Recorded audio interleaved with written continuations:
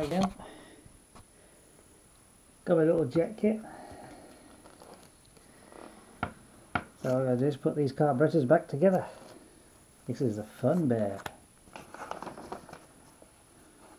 Because it's been about 2 weeks since I took them apart, so I can't remember how the hell I did it. Yes. And it goes back together one way. We hope.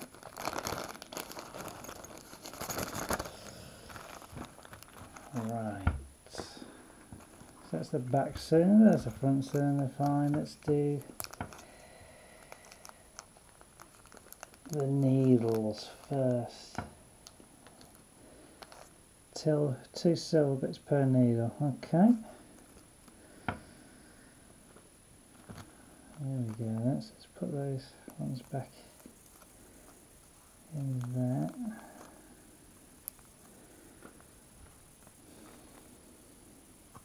Right, I've already got the one apart. Basically you have to put a screw in it and then pull it out. And so don't use the needles to push it out.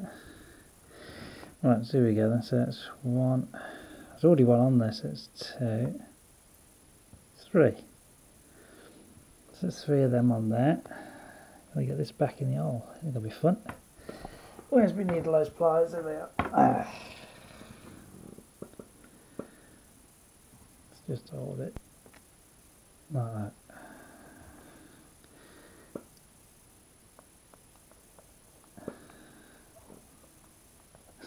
Easier said than done. There we go. There we go, so that's back in there. Yeah, that just slides in then. Ah, it clicks. There we go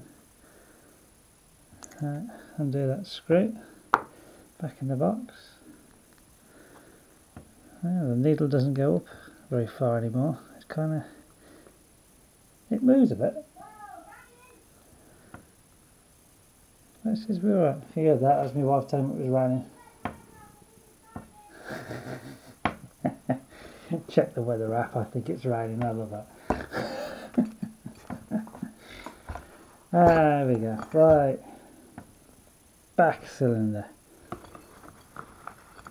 So one of the screws you took out the carburetors, the little plastic bit at the top, you use that. It just threads into the thread quite nicely.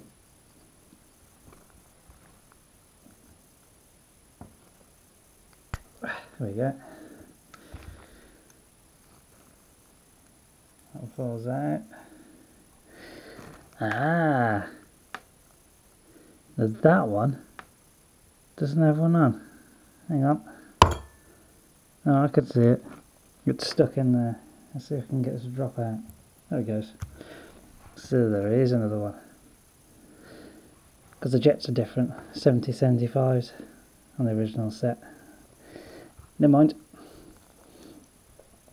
But on this jet kit I've got, they say replace the 75 on the rear and the 70 on the front with both 82.5s or 87.5s. They've got 90s in there. So what I'm going to do, I'm going to put the 82.5s in and see how we go. Because considering they're supposed to be 75 and 70, going up to 87 is quite a bit of a jump, so I don't know why I put 90s in. Yeah, that moves around quite nicely. There we go, lovely. Lovely, marvellous, there you go. Yeah, so those are the 82.5, so I'll be putting those in. The 87.5, so I won't be using them. And this sort of paraphernalia they give you they don't use. But the pilot jets are 38s, they have raised them. Because they were originally 35s, and when I after did the airbox de-restriction and slightly open the exhaust, I had to open the fuel mixture from 2.5 all the way to 4.5 turns, which I say is not really recommended. You need to rejet it, and that's what they give me, the 38s. So I'm quite pleased with that. I am very pleased with that. So here we go, front box, back carburetor box. And hopefully the carburetors are still the same way around. Yep, they are good. I had to think then. Yeah, because I ain't got a K&N filter on my airbox. I've just took it's like on the back of the VT125 airbox. There's a small vertical bit of rubber on the back of it. And as you put your hand round the back of the airbox, you can feel it. I took that bit out because that was quite a restriction.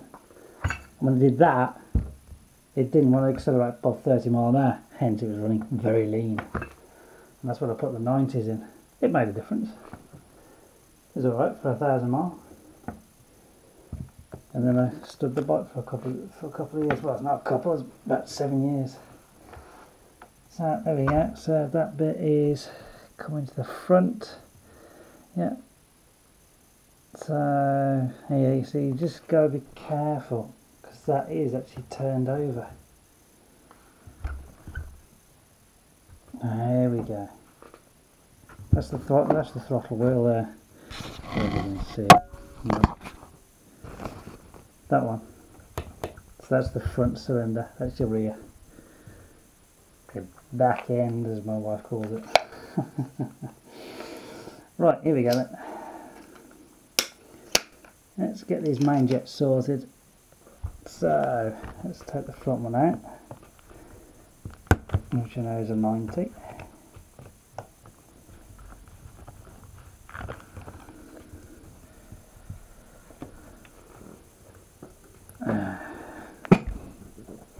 Oh, there we go, so that's 90. Just move it a bit closer so you can see it. Yeah, that's it. That's my 90s, from my original 90s, which is actually for the dragster. When I had my 650 dragster classic. I think I put 86s in the 90s were left.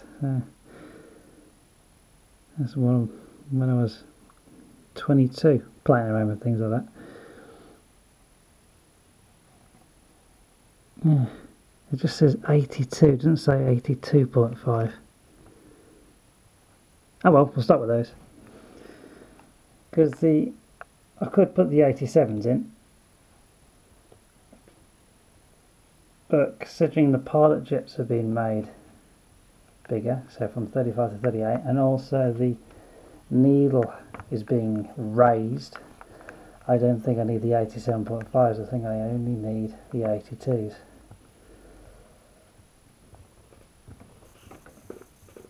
Yeah, it's only brass, so don't do it too tight. There's the other main one. Yeah, well, they don't give you some springs, carburetor springs. Where are they? These? My dragster, they did. They gave me those. They're slightly shorter. It was a bit snappier on the throttle, but it only revved up to 8,500 revs. There's this little 125 revs all the way up to 13,000. For a bike that looks like a custom cruiser, it doesn't have to scream its nuts off. It's alright round town, but I suppose it doesn't sound very good as he's zipping down the dual carriageway doing 60, 70 mile an hour. It sounds like a vacuum cleaner.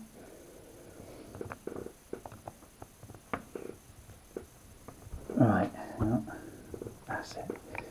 Right, so that's the main jets done. So let's put these two back in the bag.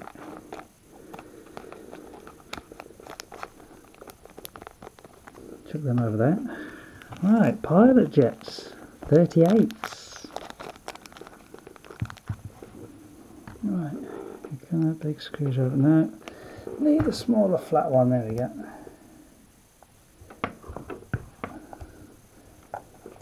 So yeah, this kit cost me 50 odd quid from America. Because this bike is so old now, it's a bit hard to find the bits. But never mind, that's just more fun to do it. So yeah, they look absolutely identical. Apart from that says 35 and this one says 38.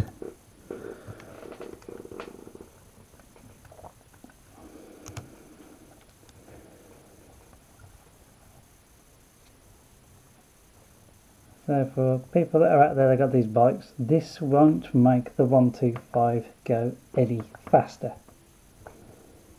Because originally this bike, my little one, it can do, what the hell's a pirate jet? Oh, it's up there. Can do 75 mile an hour. Down the motorway, yes, I have driven it down the motorway. Down the motorway, it can do 80. But it can't go any quicker. It hits the rev limiter.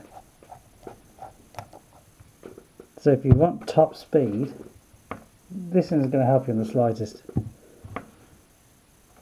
Because you'll still only get up to 75, 80 until you hit the rev limiter. You'll need to change the sprockets on the back wheel or on the front. And I don't know if I mentioned it in the previous video. For those people that are changing the front sprocket on the gearbox from a 14 tooth to a 13 tooth, you're not going any quicker. Right, let's put this back in the bed. The reason being is you've altered the gear ratio, so it's basically you've got rid of fifth gear. So where your speedo, because it comes off the gearbox, that's where the speedo comes off, not the back wheel or the front wheel, comes off the gearbox. Because you've altered the ratio, the speedo thinks you're just doing the same speed. But you're not. The front sprocket's got to go quicker than the back one. So where your speedo's saying you're doing 70 mile an hour or even 75, you're probably only doing 60, 65. They're a complete waste of time changing the sprockets. So for those people that have done it, okay, your speedo might say, but all I can say is put a sat nav on your bike and you'll see that I might be correct. I'm not going to say I am correct, and I say I might be correct. Because when my chain broke on my 125 in the early years, as I full throttled it, it still says I was doing 60, 70 mile an hour, even though I was almost at a standing stop. And now you get the idea. So when you change the gear ratios on your chain and your speedo says you're going quicker, you're not. You're actually going slower. So what I'm going to do with this bike is I might actually make the front sprocket a 15 tooth, so it actually brings the revs down. But what I'll have to be careful of is, as I'm going along, I'll have to actually reduce my speed on the speedometer by about 5 mile an hour. That's what I'm thinking of doing. Where it says I'm doing 30 mile an hour, I'm actually doing 35 because of the lower gear ratio. There'd be some smart person out there that's already figured all this out, but you get my idea. Changing the sprockets won't do anything for you. Yes, you'll be able to accelerate up to 60 mile an hour quicker. What's the point of that? Would you gain about half a second extra? It's not worth it. It ain't worth it. You must just leave it as it is and not bother using fifth gear. Yeah, that's my opinion. You can put your comments in or whatever, but I know someone that has actually done it, and he has actually said I was correct. He put a sat nav on his bike. His speedo says he was doing 75 mile an hour and he was only doing 62 according to the sat nav. That's a complete waste of time, he said. So he put the other sprocket back on. What are we doing? I've got lost here. Nastering away. Right. I'll put these on, don't I? Right, I was going to try and solve the carburetor heating problem. So that's this little chappy here, which goes on one of these. I can't remember which one it is, but I got one of these. Let's get it the right way up. Arctic Silver 5. It's basically stuff that you put on a CPU heatsink for your computer.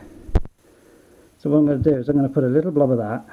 Let's see if we can get this in the camera. I'm going to put a little blob of that on the bottom of that, and I'm also going to put it on the screw. So instead of just having that surface there, which is pathetic contact area, it's actually going to have quite a big contact area plus the whole screw to transmit the heat, to give me a bit more carburetor heating. I don't want to stick light bulbs all around it just to keep it warm, because as I said, I don't think I'm going to be driving this bike in -5 anymore. I've got a car now. Yes, I'm 33, I don't care. Right. So